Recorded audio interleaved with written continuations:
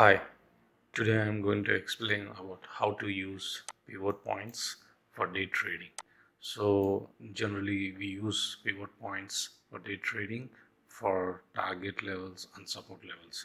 But I used to use one way to use it efficiently on the chart. So here is the Fyers platform, which is a trading view chart.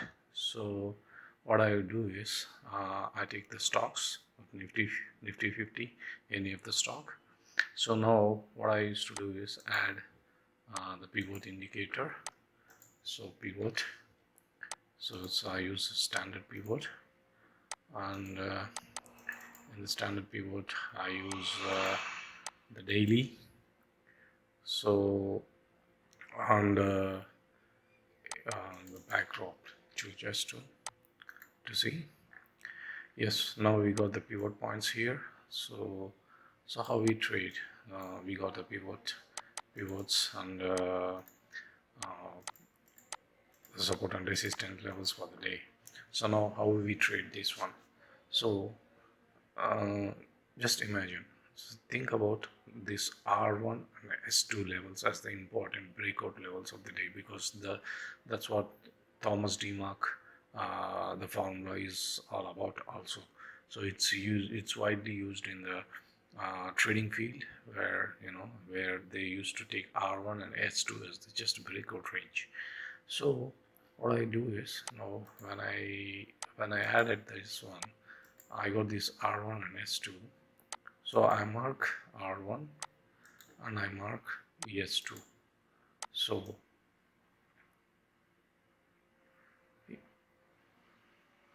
yeah,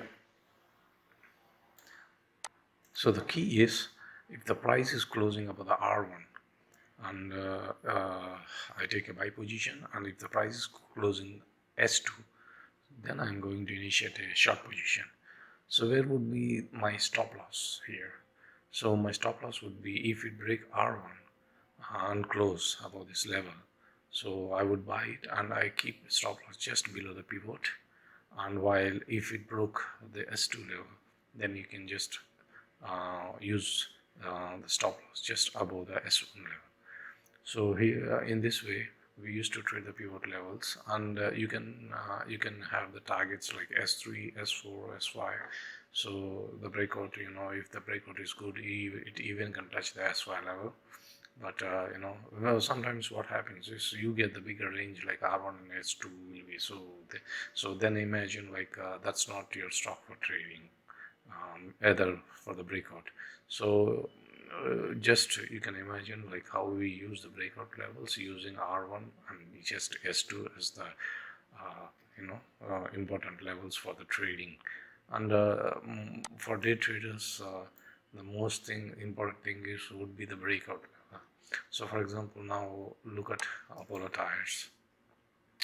So, and yeah, the Apollo Tires, it's when it broke S2 directly.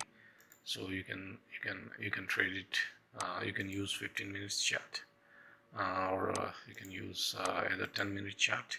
So whatever time frame it sets, like, not below the 10 minutes chart, because below the 10-minute chart you might get like a whipsaw or anything. So just 10-minute to above time frame, it would be an ideal time frame to know whether the breakout is good or not.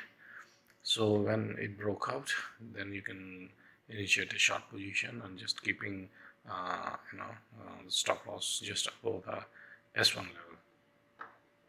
So yeah, so here it tried, but it took the base of support around the S2 level. Here you can see when the S2 level broke in Maruti.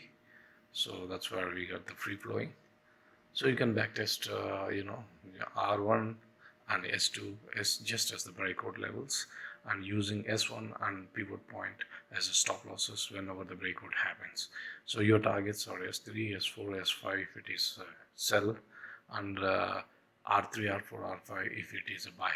So it is such a simple strategy, but just people use like using pivot point support and last one support, and they have no clue whether it can hold the pivot point, or sometimes you enter wrong trade,